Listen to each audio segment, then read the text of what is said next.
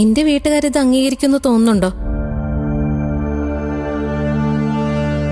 ഹോസ്റ്റലിലായതുകൊണ്ടാ ഇത്രയും ദൂരം ജോലിക്ക് വിട്ടത് തന്നെ. ഈ വീടെന്താണെന്നും ഇവിടുത്തെ ആളുകൾ എന്താണെന്നും എനിക്കറിയാം. പക്ഷെ അതെന്റെ വീട്ടുകാർക്കറിയില്ലല്ലോ. വീട്ടുകാരൊരിക്കലും ഇതിന് സമ്മതിക്കില്ല ചേച്ചി. ഏട്ടനല്ലേ പ്രിയയുടെ കാര്യങ്ങളൊക്കെ നോക്കുന്നത്? അതെ. ഏട്ടനോട് ഞാൻ സംസാരിച്ച പോരെ? ഏട്ടൻ എന്നെ അറിയാലോ. എനിക്ക് തോന്നുന്നില്ല ഏട്ടൻ സമ്മതിക്കുമെന്ന്. ആ ജോലി എനിക്ക് വിട്ടേക്ക്.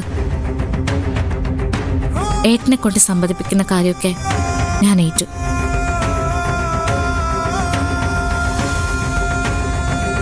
പ്രിയയ്ക്ക് ഇവിടെ താമസിക്കാൻ വേറെ ബുദ്ധിമുട്ടൊന്നുമില്ലല്ലോ? എന്ത് ബുദ്ധിമുട്ട്? ഒരു ബുദ്ധിമുട്ടുമില്ല. കൂടെ ചേച്ചി ഉണ്ടല്ലോ, പിന്നെന്താ പ്രശ്നം? അല്ല, ശരത്ത് അതൊരു പ്രശ്നമാണോ എന്നല്ല ഞാൻ ചോദിച്ചത്. ഒരു പ്രശ്നമില്ല. ശരത്തിന്റെ വിളച്ചിലൊന്നും എൻ്റെ അടുത്ത് ചെലവാവില്ല. അത് മതി. എന്നാ നീ പോയിട്ട് വാ. അപ്പോ ഹോസ്റ്റലിലെ മുറി അത് വെക്കേറ്റ് ചെയ്തേക്ക്. കുഴപ്പമാവോ? ഒരു കുഴപ്പമില്ല, ഞാനല്ലേ പറയുന്നത്. ധൈര്യമായിട്ട് പോയിട്ട് വാ. വേണമെങ്കിൽ ഞാനും കൂടി വരാം. അതാ നല്ലത്. ചേച്ചി കൂടി ഉണ്ടെങ്കിൽ എനിക്കൊരു ധൈര്യമാവും. നീ വാ.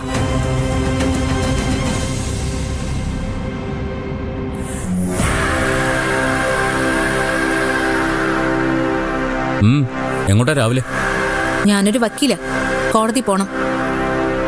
കേസില്ല വക്കീൽ എന്തിനാ കോടതി പോകുന്നത്? എനിക്ക് എന്റേതായ ആവശ്യങ്ങളില്ലേ? വിഷ്ണു അകത്ത് കിടക്കല്ലേ, അവനെ പുറത്തിറക്കണ്ടേ? ഓ, അതിനാണോ നീ ഇപ്പൊ പോകുന്നത്? എന്നാ ഇപ്പൊ പോകണ്ട. അതെന്താ? ഇനി അത് എന്തിനാണെന്നും കൂടി ഞാൻ പറഞ്ഞു തരണോ? എടി, അവനെ പോലെ ഒരുത്തനെ സഹായിക്കാൻ നിനക്ക് നാണമില്ലേ? ഫ്രണ്ടായി പോയില്ലേ, സഹായിക്കാതിരിക്കുന്നത് മോശമല്ലേ? സംസ്കാരം എന്ന് പറയുന്നൊരു സാധനമുണ്ട്. അത് തൊട്ട് തീണ്ടിയിട്ടുണ്ടെങ്കിൽ നീ ഒരിക്കലും അവനെ സഹായിക്കില്ല. സാഹചര്യങ്ങളുടെ സമ്മർദ്ദം കൊണ്ട് പലരും പല ക്രൈമുകളിലും പെടും.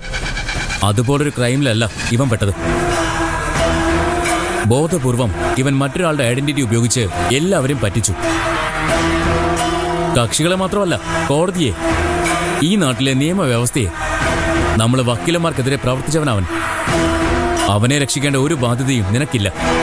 നീ അത് ചെയ്യാൻ പാടില്ല. ഞാൻ ചെയ്യും. ഞാൻ ഭാര്യയായിട്ടിരിക്കെ വേറൊരു പെണ്ണിനെ മനസ്സിൽ കൊണ്ട് നടക്കാം. അതില് സംസ്കാരത്തിന്റെ പ്രശ്നങ്ങളൊന്നുമില്ല. എന്നെ എത്തിക്സ് പഠിപ്പിക്കാൻ വരുന്നതിന് മുൻപ് സ്വയം അതിന് യോഗ്യത ഉണ്ടോന്നൊന്ന് ചിന്തിക്കും. ഞാൻ ചെയ്യുന്നത് തെറ്റാണെന്ന് എനിക്ക് ഒരിക്കലും തോന്നിയിട്ടില്ല. ദേവികയുമായിട്ടുള്ള കല്യാണം നുണ പറഞ്ഞു പൊളിച്ച് ആ സ്ഥാനം തന്ത്രപരമായിട്ട് കൈയടക്കലോ നീ ഒരു ദയ അർഹിക്കുന്നില്ല. ഞാൻ പറയുന്നത് അനുസരിക്കാത്തിടത്തോളം കാലം സിദ്ധോട്ടൻ പറയുന്നത് ഞാനും അനുസരിക്കില്ല. അതിനെനിക്ക് ബാധ്യതയില്ല. ആദ്യം നല്ലൊരു ഭർത്താവാൻ നോക്ക്, എന്നിട്ട് മതി വക്കീല് ചമയല്. വിഷ്ണു എന്റെ ഫ്രണ്ടാ. അവനെ സഹായിക്കാൻ വേറെ ആരുമില്ല ഞാനല്ലാതെ. ഞാൻ സഹായിക്കും, സിദ്ധോട്ടൻ എതിർത്താലും ഇല്ലെങ്കിലും.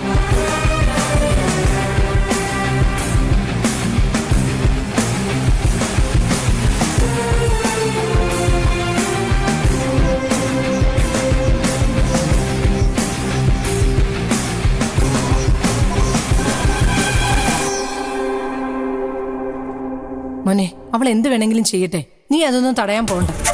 വക്കീലമാരെ ചീറ്റ് ചെയ്ത ആളെ ചേച്ചി ആ വിഷ്ണു. അവനെ ആര് സഹായിച്ചാലും തടയേണ്ടത് എന്റെ കടമയാ. പോട്ടെ, അടിച്ച വഴിയെ പോയില്ലെങ്കിലേ പോയ വഴി അടിക്കണം. അവളെ നമ്മൾ എഴുതി തള്ളിയല്ലേ, പിന്നെ എന്തിനാ അവളുടെ പുറകെ നടക്കുന്നത്? മറ്റു വക്കീലന്മാര് എന്നോട് ചോദിക്കൂ, അതാ ഒരു പ്രശ്നം. അതൊക്കെ പോട്ടെ, കിട്ടുകളാം. പിന്നെ പറയുന്നോണ്ട് നിനക്കൊന്നും തോന്നല്ലേ? നിത്യയില്ലേ, അവളുടെ കേസിലേ നീ അങ്ങനെ അങ്ങോട്ട് ഇടപെടണ്ട. അതെന്താ? എന്തൊക്കെ വന്നാലും ദുർമരണമല്ലേ. ആദ്യം സുധി, ഇപ്പൊ നിത്യ. ആ വീട്ടിൽ എന്തോ കുഴപ്പമുണ്ട് മോനെ. ദോഷം വല്ലതും ഉള്ള വീടാണെങ്കിലേ ആ ദോഷം നിന്റെ ദേഹത്തും കേറും, നിന്നെയും ബാധിക്കും.